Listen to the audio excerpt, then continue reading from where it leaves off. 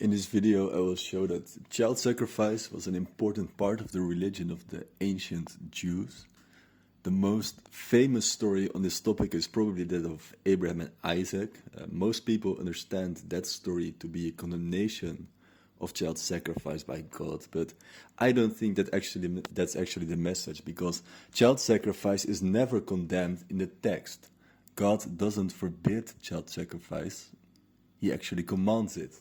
God said, "Take your son, your only son, whom you love, Isaac, and go to the region of Moriah. Sacrifice him there as a burnt offering on the mountain I will show you." So as a burnt offering, Abraham was supposed to kill his son with a knife, drain his blood on the altar, and then burn his corpse. And God doesn't punish Abraham for trying to sacrifice his son. He rewards him. "I swear by myself," declares the Lord. Now, when it says the Lord with capital letters in the English translation of the Bible, it actually says Yahweh, the name of the Jewish God, in the original Hebrew. So, "I swear by myself," declares Yahweh, "that because you have done this and have not withheld your son, I will surely bless you and make your descendants as numerous as the stars in the sky and as the sand on the seashore. Your descendants will take possession of the cities of their enemies." Now, these descendants are the Jews, because Abraham is supposed to be the ancestor of all the Jews. So this story is ambiguous at best, and I don't think it's that important anyway, because it's a myth, just like all the other stories in Genesis. It was written down thousands of years after it supposedly happened, and Abraham probably never existed at all. But not all of the Bible consists of distant myths. It also contains contemporary history, like the book of 2 Kings. 2 Kings describes the history of the Jewish kingdoms of Israel and Judah, and it especially focuses on the kings of Judah and their actions, until the kingdom of Judah was conquered by the Babylonian Empire and it became a Babylonian province. Now, the kings and events in this book are not mythical.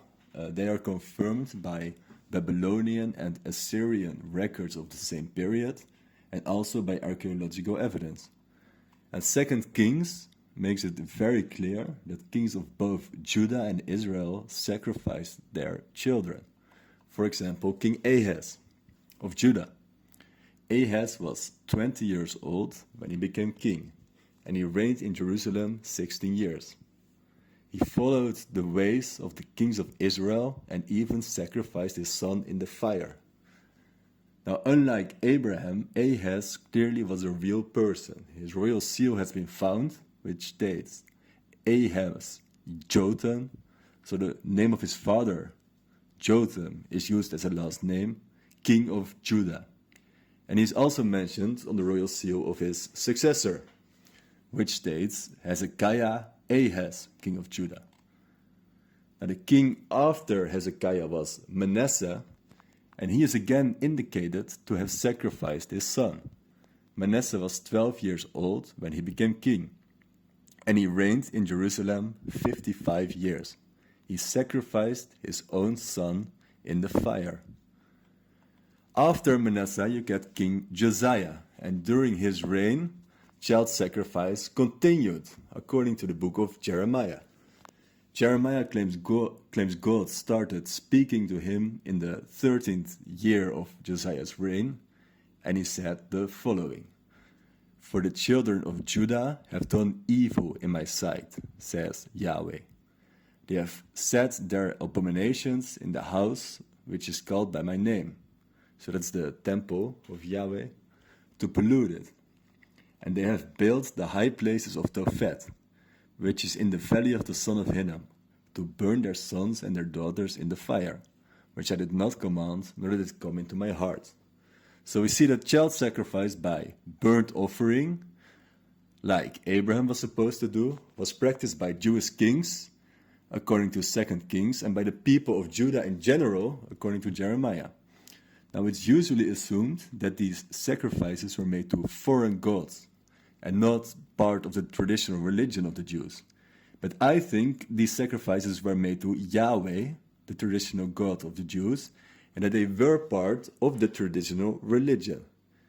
And I think it's Jeremiah who is going against the tradition by claiming that Yahweh told him child sacrifice is evil.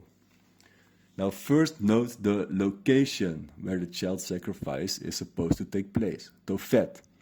Tophet is also mentioned by an earlier prophet, Isaiah, who prophesied during the reign of King Hezekiah.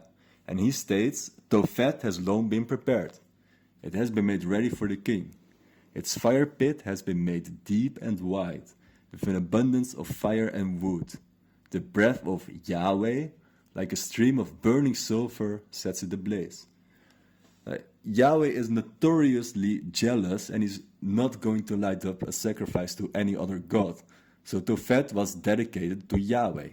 And from the context of the entire passage, it becomes very clear that Isaiah doesn't oppose Tophet, but he proposes its use, so that Yahweh will destroy the Assyrians, who are the enemies of the Jews.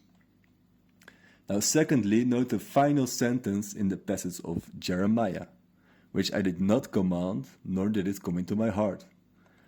No one would ever think that Yahweh would command to make sacrifices to any other god.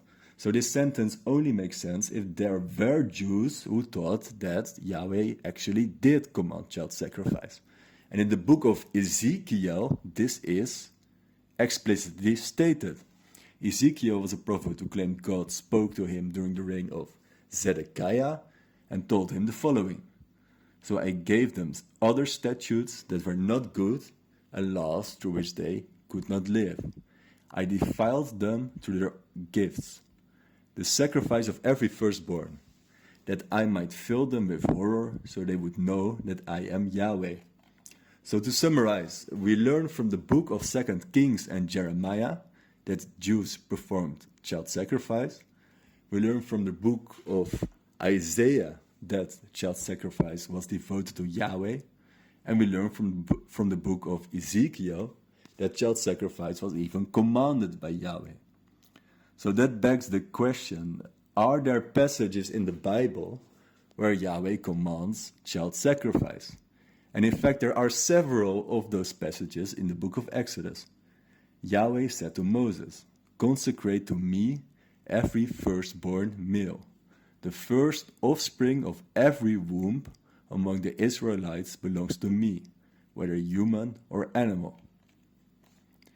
After Yahweh brings you into the land of the Canaanites and gives it to you, as he promised an oath to you and your ancestors, you are to give over to Yahweh the first offspring of every womb. All the firstborn males of your livestock belong to Yahweh. Do not hold back offerings from your granaries or your vats. You must give me the firstborn of your sons. Do the same with your cattle and your sheep. Let them stay with their mother for 7 days, but give them to me on the 8th day. The first offspring of every womb belongs to me, including all the firstborn males of your livestock, whether from herd or flock. And believe it or not, this final passage is actually part of the original 10 Commandments, as can be read in Exodus 34. After this commandment and some other commandments, it states, Then Yahweh said to Moses, write down these words, for in accordance with these words I have made a covenant with you and with Israel. Moses was there with Yahweh 40 days and 40 nights, without eating bread or drinking water. And he wrote on the tablets the words of the covenant, the 10 Commandments. Now, to be fair, the Bible does describe some methods whereby you can prevent sacrificing your firstborn child. In Exodus 34, it is stated that you can also sacrifice a lamb instead. Redeem the firstborn donkey with a lamb, but if you do not redeem it, break its neck. Redeem all your firstborn sons. No one is to appear before me empty-handed. And in Numbers 18, it is stated that you can also pay the high priest. The firstborn offspring of every womb, both human and animal, that is offered to Yahweh is yours. So this is Yahweh speaking to the high priest. But you must redeem every firstborn son and every firstborn male of unclean animals. When they are a month old, you must redeem them at the redemption price set at 5 shekels of silver. So probably not every Jew sacrificed their firstborn child, but despite these provisions, the default command remained to sacrifice all firstborn. And as is clearly described in 2 Kings, Jeremiah, and Ezekiel, Jews did actually sacrifice their children to Yahweh.